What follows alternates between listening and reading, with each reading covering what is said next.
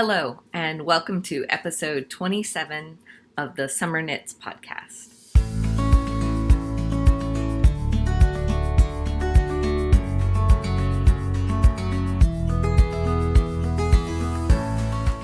I have angered the gods of podcasting again and lost everything except my intro. Cool. Yeah. So, I know a lot of podcasters use a separate video camera and microphone to film, and that could potentially solve a lot of my problems. But I don't have enough followers to monetize the podcast, which is fine because I feel like the community that I have built here is authentic and engaged, and I appreciate each and every one of my viewers and everyone who comments or messages or interacts with me through the podcast. And I feel like that is far more important than the number of viewers or being able to monetize the podcast. Because monetizing the podcast was never the goal to begin with. And I didn't even know what the qualifications were to monetize when I started this. I probably didn't even know what they were 6 months in. I had never even looked into it. It was not a thing that was on my radar. However, because of that, I can't just go out and buy a whole new setup to record the podcast. The checks that a lot of people get from monetizing, they are able to roll back into equipment, and I don't have that. So I use what I have, and I record on my MacBook Pro, which I was told that a lot of my past episodes were rather grainy, and nobody had ever bothered to tell me that before until I asked for feedback one day. So because of that, I have started recording directly into iMovie, and I'm told that that has improved the image quality. However, iMovie, it could be the memory on my laptop, I don't even know, but iMovie freezes up on me frequently, and I have come to learn that if I record more than 10 minutes, then it just gets stuck in processing and freezes up. And maybe I need to free up some more memory on my computer. I've tried to do that over time, but just a current frustration. It's taken me the entire morning to record. This is the third time now. And I feel like every time I start over, the feedback I'm giving on the patterns and the yarn and things, I forget what I've said, or it starts to feel less genuine to me, and that's not what I want at all. I definitely want, I prefer to watch podcasts that are unscripted and the genuine thoughts and feelings of the podcaster. And I feel like I get way too, once I've said everything 3 times, that it just starts to sound more scripted or less enthusiastic. I don't even know. I just don't like the vibe as much. So I apologize for that ahead of time. But maybe we can just jump right into finished objects, and I will try not to rush them. But also, I have very little time left before I have to leave for the day. So I may not get to cover everything I wanted to on this episode. So real quick, you've seen it before, but I blocked the daily sock I made for my son because I tried it on him and it felt like there was a little too much negative ease, but it wasn't blocked. When I blocked it, this yarn softened up beautifully. And I forget what the yarn is. I know I've mentioned it before, and it's in the project bag to make the second one. But the yarn softened up so much, and it fits great now. So I just need to make the second one. Now that my kids have started back to school this week, I will have Carline knitting again, and this would be a great project to have there. So this is the Daily Socks by Summerly Design Co. You can see there is a texture pattern in the top and the top of the foot, and then it is a stockinette foot for comfort. It's a simple 4-row repeat, easy to memorize, fun sock pattern. Definitely recommend.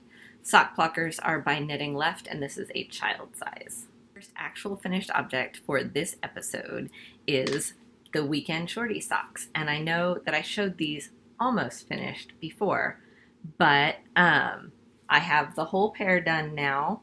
If you have been around for a while, you might remember that I cast these on the first day of summer sock camp, and I finished them at the end of July or beginning of August, but I never actually remembered to enter them into the summer sock camp stuff. I mean, I posted with the hashtag, but I have not even taken good finished object photos yet, which I need to do.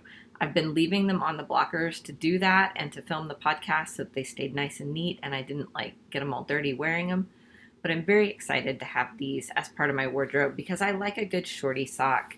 It's a nice smooth stockinette foot. This is a free pattern by Summerly. I know you can get it on Ravelry. I think maybe she has her own website. But the Weekend Shorty socks originally used 6 colors of yarn, but I wanted to just use these 4. Sorry for the shadows that the blockers are casting on me, but this is a Southern Skeins yarn. I've mentioned it before. The turquoise came with it as the mini for the sock set, and then I grabbed a couple other random minis from my basket of minis, and these are the Weekend Shorty socks. I did these on 9-inch circulars, and I'm just not a fast sock knitter because I tend to get distracted knitting socks. They don't capture me the way a garment does, and I tend to set them down a lot. So I really love them. I love having them. I love socks as a finished object, but they don't grab me. So I tend to be very slow at sock knitting, especially single ply sock knitting. DK weight socks, I feel like they move so much faster that I can get into them and get going. And so Weekend Shorty socks, trying not to rush it, but also trying to get through everything, which is a delicate balance. I'm literally exiting the program to save between each take now, which is super frustrating. But the main finished object of this episode, I realize you never got to see as a work in progress, and I want to share it with you now. It is almost a completely finished object. The only thing lacking is buttons. But this is the Chantilly Cardigan by Penrose Knits. The lovely Laura allowed me to test knit this beautiful cardigan for her. I have not trimmed the ends yet, even though I have blocked it. The dog is sitting next to me, so it's going to make putting this on a little bit awkward because he's taking up my personal space. But I fell in love with this design when she first showed it in progress on her podcast because of the lovely ruffled collar. I love a good ruffle. Someday I will get around to making her souffle top. I just haven't yet. But I applied for everything's in mirror from what I see, so trying to adjust. I applied for the summer souffle and wasn't chosen, which was fine because I had a million other things going on. But I talked to Laura and I was like, I know it's not there yet, but I would love to test knit the Chantilly cardigan. And so I was thrilled when she was ready to do the test knit, and I was invited to do so. So the Chantilly cardigan is knit holding 3 strands together for the body and the sleeves. It is 2 strands of fingering weight yarn and a strand of mohair. I have used for the body 2 strands of Filcolana Arvetta and 1 strand of Filcolana Tilia, all in the colorway French Vanilla. Because Knit UK didn't have enough of the Arvetta, I've actually done the sleeves in 1 strand of Filcolana Arvetta, 1 strand of Filcolana Saga, and 1 strand of Filcolana Tilia. So you can't tell because they're all the French vanilla colorway and the color matches so well. But the sleeves are slightly lighter weight than the body because the Saga is slightly lighter weight than the Arvetta, which is fine. I'm great with the sleeves not being as heavy. I used Laura's suggestion in the pattern and put a stitch marker at the end of each row that was going to have a buttonhole, except I missed the first one because I didn't read that part of the instructions. So the buttonholes will line up exactly with the buttons and you don't have to trace the row across or anything. And I thought that was such a great suggestion. I don't know why I never thought of it before or anything, but I love that she included that suggestion in the pattern. I was like, this sweater was so much fun to knit because it feels like it really moves. The holding the 3 strands together makes for a nice squishy body. The button band is knit in, so there's no picking up stitches afterwards. You do the whole body and block it. And I did the body and sleeves, all of that, and block it. And then you pick up for the collar. And the collar is done in a single strand of fingering weight and a strand of mohair. So I used the Arvetta and the Tilia. And then the ruffle in the pattern is written to drop the mohair and just use a single strand of the fingering. But when I first saw this pattern and when I applied for the test knit and everything, what I wanted from the finished look was femininity, delicacy. I wanted the delicacy to balance out the largeness of the collar, the size of the collar. And so I went with just a single strand of mohair for the ruffle. And I think it gave me the look that I was really wanting for this cardigan. I have like 5 different choices of buttons, and in all the previous filmings I showed all 5 and it took a while. I don't think I'm going to do that. I think I'm going to show you my top 2 contenders. The first one, sorry for the rustling, but I got to get them all back out, is a pearl and silver button, which, let's see if I can hold it up without it being awkward. You can kind of see the size in relationship to, because the top button will be slightly under the collar. In relation to the cardigan, it gives it kind of a fancy dressed up vintage look, but the ones I'm really leaning towards, I've moved everything around while I was filming and now I have to find everything again. The ones I'm really leaning towards are these vintage cut glass buttons, because instead of standing out super much from the cardigan, they blend really well, but they have enough thickness and enough definition that you see them, and I think the simplicity doesn't take away from the overall look of the cardigan, whereas I think maybe the pearl buttons are just a little too much, and so you see them before you really see the overall look, and I'm just looking for that balance. I had also ordered some cut glass flower buttons, but I feel like they disappear too much, so they need to be in a finer weight cardigan, and they will be gorgeous for that. I just don't think they're right for this. A few comments on this. I have very short arms, and I ended up with a bit of extra sleeve. I went to the pattern links for everything because I feel like part of the responsibility of a test knitter is to give accurate feedback on the pattern the way it is written. So everything is to pattern except for asking if I could do just a strand of mohair instead of a strand of fingering weight. So the sleeve length is to pattern. If I was to knit this pattern again, I would take out about 1 inch to 1.5 inches in the sleeves so that there was just a little bit less of the extra fabric. I still want a balloon there. I still want it to flop a little bit over the where the cuff comes together, but when I'm standing up and my arms are just hanging, you can tell there's quite a bit of extra length there. Also, my shoulders are narrow for my bust size. So I have approximately a 40-inch bust right now, but my shoulders are fairly narrow.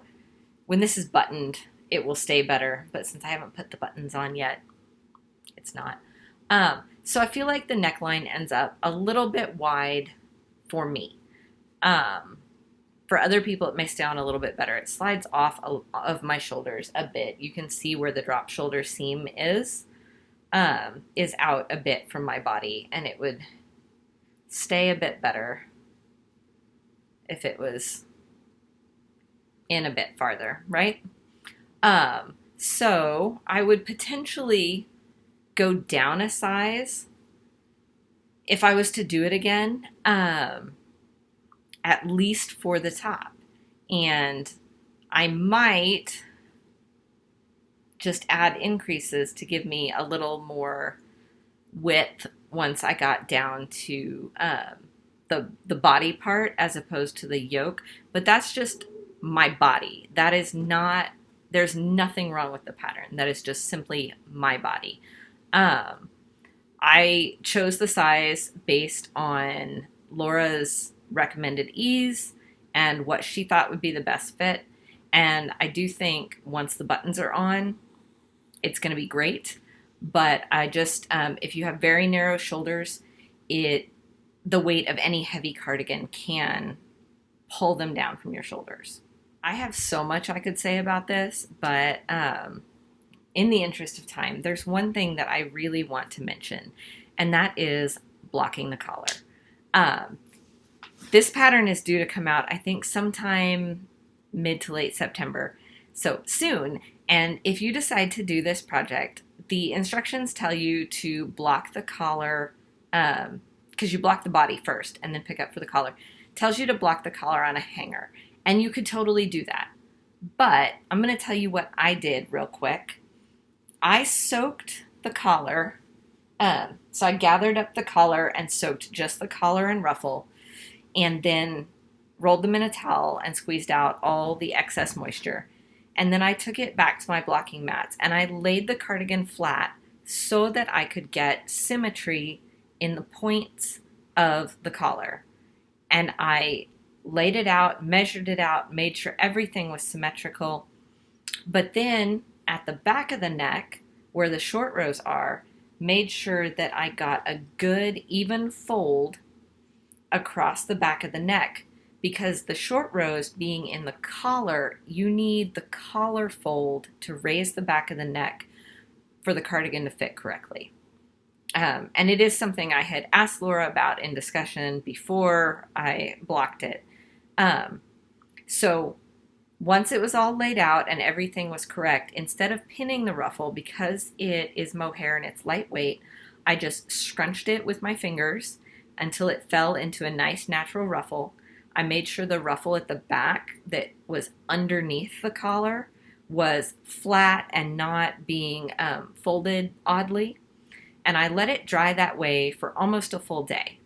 And then I pulled the collar, the rest of the collar, out flat from the back.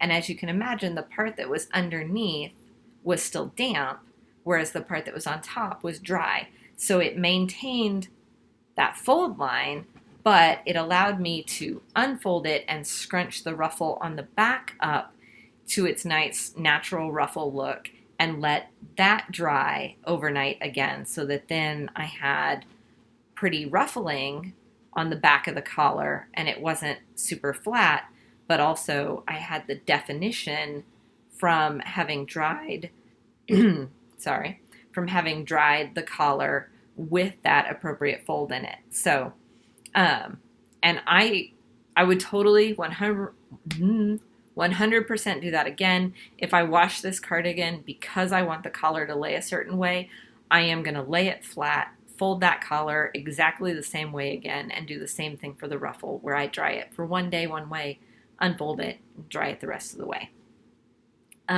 So that is my tip if you decide to do the Chantilly cardigan. I absolutely loved doing this test knit. Like I said, it rocked along because it was 3 strands for the body, 2 strands for the collar.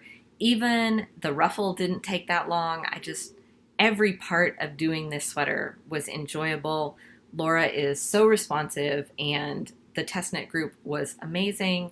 And I love having this happy yellow fluffy cardigan to wear all winter, especially to work. I just think it is fancy enough that I can wear it to my office, but it is cozy enough to just wear out of an evening, and I can't say enough good things about it. So check out the Chantilly cardigan by Laura of Penrose Knits, and if you don't follow her and the Knitting Pickle, which probably everybody does, she has a ton of followers, but if you don't, look her up because Laura is always enjoyable and relatable to watch, and I absolutely have loved following her since the beginning of her podcast. So check her out. I have about 13 minutes, so this could end up being a podcast in 2 parts. But I wanted to move on to works in progress really quick and try not to rush it. But I haven't made any progress on my Petal Party crop or anything else you may have seen before except for the Anker summer shirt. Oop. This ball of yarn is going to end up being a hot mess because I have pulled from both the inside and the outside, and I have a feeling I'm going to end up with a tangled mess. But I'll show you why.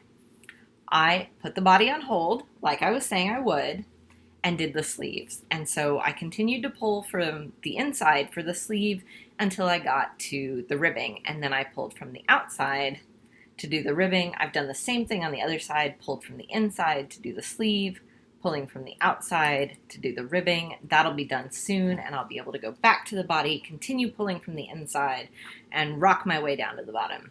So, not going to spend a whole lot of time on this. We've talked about it before. It is the Anker summer shirt.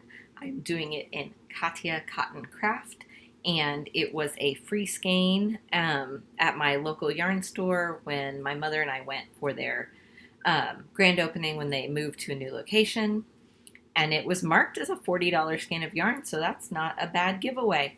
I got to pick my color, and so I'm super excited to have a whole shirt from one skein of yarn that was a giveaway, which is pretty awesome.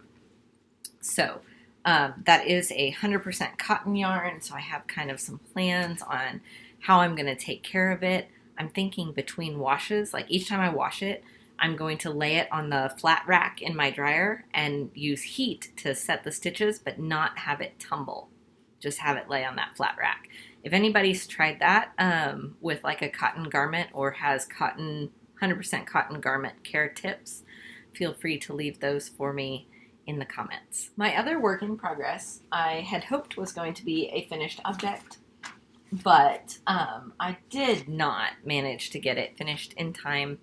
For my husband's stepmom's birthday, I was doing fingerless mitts, and if you've been here a while, you might remember that she asked me to make her a roll brim hat because she's in a wheelchair and doesn't have full mobility in her hands. So she wanted a hat she could put on and take off herself, and the roll brim helps her to grip the hat. So my concept was to do fingerless mitts with a rolled cuff to see if she could get them on and off herself. We did test this, even though I didn't finish them because I didn't finish the thumbs. I finished the hands, but not the thumbs. And she can't quite get them on one of her hands by herself. But I did ribbing for the entire hand. Hopefully you can see that. So that they would be super stretchy, so that whether she was doing them herself or had help, they would stretch on. But also the ribbing helps them conform to her hand shape and not have fabric bunch up in the palm. So the rib keeps it nice and flexible but still fitted, which is important so that she still has full control over her wheelchair controls and everything, since she doesn't have a lot of dexterity in her hands. She gets cold very easily. She's cold a lot. So I thought fingerless mitts would be helpful for her. because they would be less limiting to the mobility she does have than full gloves. I do want to do thumbs up to about the knuckle so that they match up with, like, these go to this knuckle, so the thumb would go to that knuckle. But part of my problem is that I need to find my double pointed needles or a longer needle in the correct size. I was actually trying to do the thumb on 2 circulars. I pulled one out and just left it on 1 circular for now to hold the stitches. But I have come to realize, because I've tried it with socks and now I've tried it with a thumb, that I really hate knitting with 2 circular needles. Like, I hate it. I don't mind double points. I don't mind magic loop. So one of those things is what I need. So as soon as I can get those finished up, I am going to give them to her. I don't even feel like they need to be blocked, although it's a pretty soft yarn and maybe it would be even nicer feeling that way. But one of her favorite colors is purple, so hopefully that's reading well. It's a deep royal purple and she loves them. And I just need to get them finished. But I had hoped that they would be finished and I would just be showing you a picture. It just didn't work out that way. We had so much going on last week getting ready for back to school that I crashed multiple nights without knitting, which is so unusual for me. The next thing I'm working on is not a test knit, but a pre-knit. And a pre-knit, as defined by what they sent out, is starting a pattern so that there are active projects in Ravelry when the pattern itself is released. So I am doing I was going to show you a picture. The Saglan by AilbÍona McLochlainn. And it is a unisex sweater that is a cross between a saddle shoulder and a raglan.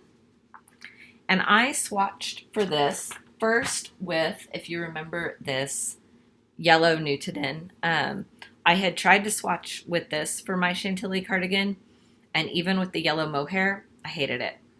So I ordered and swatched with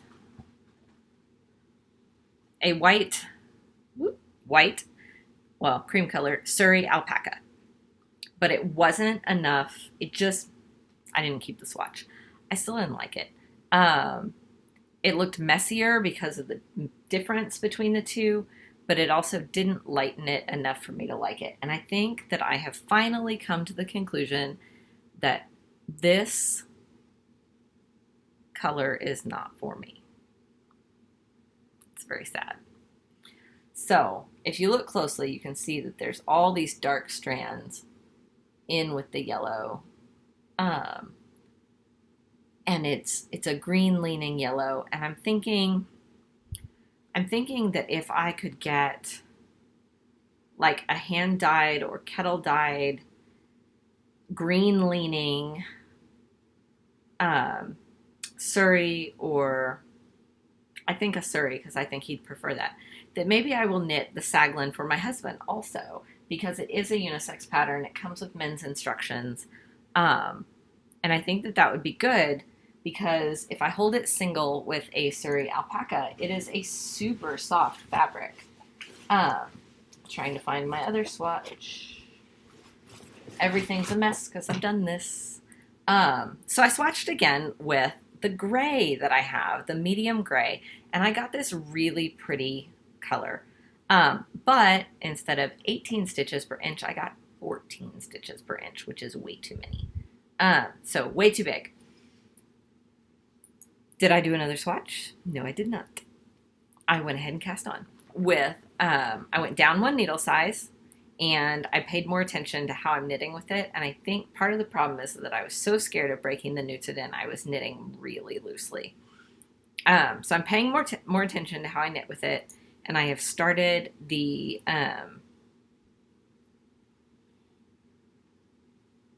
shaping, because you pick up for a collar later. So I've started the shaping.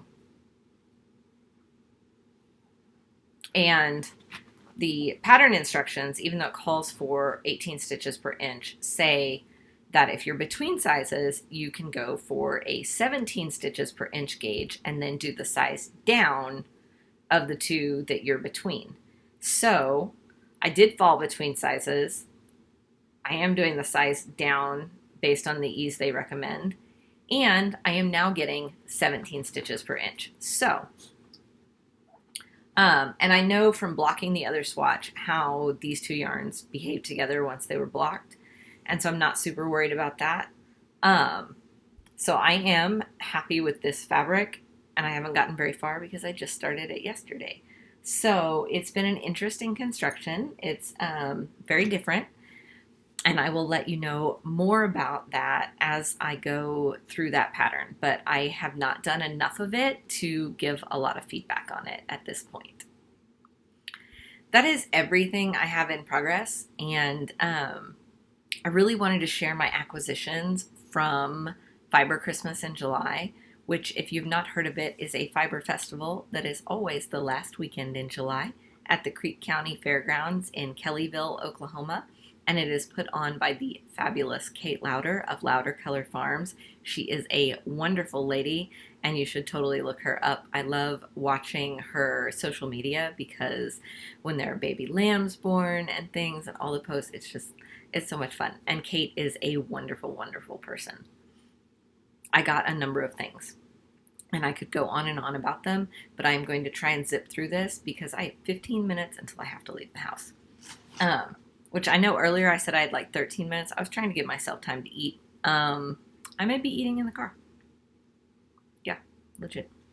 So, the very first thing I bought at Fiber Christmas in July, and now everything is piled together again because, like I said, I've done this before, was this pink DK 70% superwash merino, 30% silk by Red Door Fibers. It caught my eye, and I was so afraid of it being gone that I went to go buy it, and there were only 2 on the peg. And they were a slightly more purple shade than this particular pink, but she did not have another one. But she pulled these 3 out from behind the counter and said, well, I have these 3, but they're one of a kind, so you wouldn't be able to get anything else to go with them, but you'd have enough for a top. And I was like, yes, please. So I bought these 3, and I believe Red Door Fibers is in the Oklahoma City area? No. Arkansas, maybe. Kansas? Nah, forget. I'll look it up. Anyway, she was from somewhere not too far from here, within like a 3-hour drive probably. Her thing is all of her yarn is silk blends, and so everything was all shiny and beautiful and soft and drapey, and I just fell in love. I don't even usually buy stuff the very first day of the festival, but I had to have that, and I had to make sure that it was not sold out, so it had to come home with me. The next day, I bought these 3 beauties. Boom. So this lady, Deep Dyed Yarns, had all of these super saturated and bright and gorgeous yarns, lots and lots of things with sparkle, but this charcoal with this lurex sparkle just caught my eye as classic but beautiful, and the unexpected of the sparkle. I think I could do something really lovely. This is fingering weight, so there's 3 of these, which means that I have 1,200 yards, and I can totally get a top out of that. And I just think that that will make an amazing top. Like maybe a dressy top, like a date night top, I don't know. But I needed it, and I contained myself to those 2 sweater quantities because I still have so many sweater quantities of yarn. I did, however, buy a few more things. There was this converted van that was turned into a yarn mobile called Yarn Adventure, and it was so much fun. It was a truck full of yarn. You went in, and they had converted the whole camper van into a yarn store with cubbies down the sides and hangers for all these pins and things. They had a whole series of national park knitting stickers, which I thought was so cool, but I just ended up buying this camping one because I loved it and I thought it was really neat. And then also I ended up buying the Katrinkles mini darning loom. There's a larger size as well, but I wanted the mini one, and it's a little loom, and it's got a little piece to help you establish your little weave, and it's got a needle and the band to hold everything in place, and instructions. If you've not heard of Katrinkles before, they have tons of adorable little knitting things. Andrea Mallory's talked about them before on her podcast, and I was very excited to get that because I have a number of little repairs I want to do, and I also hate to like throw out socks just because they got a hole in them. I bought more fiber, even though I haven't spun up all the fiber I got last year, although I have gotten my spinning wheel out and started on the gray merino that I bought last year, that I bought to make socks for my husband, or not socks, hat for my husband, because I had spun up this blue yarn that had other colors in it, and I wanted this gray to ply with it, and then I'm going to do a hat from those two together. But this bat, and I don't have a lot of experience spinning from bats, but this bat caught my eye to do something for my daughter, whether it's a muscle burra hat, because that has very forgiving gauge-wise, or something else. I don't know yet. It is 4.2 ounces of fiber. It is merino, bamboo, and fire star. So it's got all this, let's see if you can see it, sparkle in it, and these blues and greens, or not greens, purples. This is what happens when I film something 3 times. And I do feel like I'm rushing through these acquisitions, and I'm so sorry, but I hate to have to delay the filming of the rest of this podcast until the end of the week, when I once again hopefully have a little bit of time to myself in the house. It's been a hot minute since I did, and because of having to refilm so many times, I've gotten nothing else done today. And I had a whole list of things I wanted to do. Final acquisition. Sorry for the crinkle. I have a friend who's always at the show, and her name is Dawn, and I had meant to go buy all 3 of these bats that she had in her booth, and then I forgot, and then when I went back, 2 of them had sold. So you can see there is really subtle blue sparkle in it, and then the aqua, the pearlescent, and then the cream-colored merino. And it is a merino bamboo Angelina bat. It is also, I believe, this one is 3 ounces or 85 grams. So I was thinking hat or something for myself with that one. The purple for my daughter. Oh, that was not the last acquisition. This is the last acquisition. This play of colors just caught my eye. There was a whole booth of needle felting. This particular kind is wet felted by hand, and then some designs are added in, and then she cuts and hoops the various designs. So you can see there's butterflies in this one, and then I couldn't decide if the swirls looked more like water or geodes or what, but I really want to hang this in my bedroom. I have a few other things that size-wise it will go pretty well with, and I want to do a wall of some gorgeous things that just fill me with joy on one wall of my room. I feel like I mumbled a lot of that, or babbled a lot of it. I don't know. Anyway, whatever.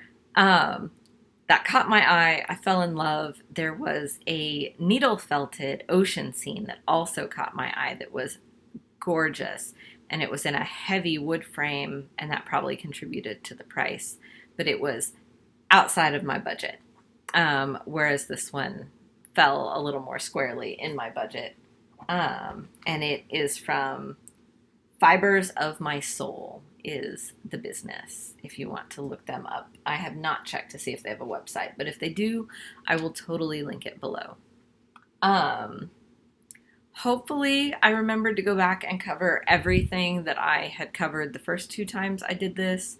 Hopefully it wasn't too rushed.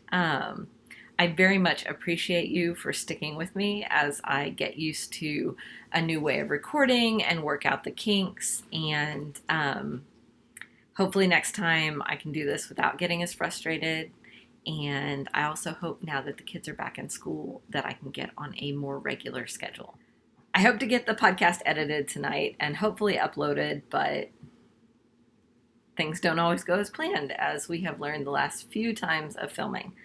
But thank you for being here with me. Thank you for all of your support. Leave me a comment and let me know what you're working on, or what you're looking forward to making the most right now, as some parts of the Northern Hemisphere begin to transition into fall, which is going to be a while for where I live, because it stays hot here forever.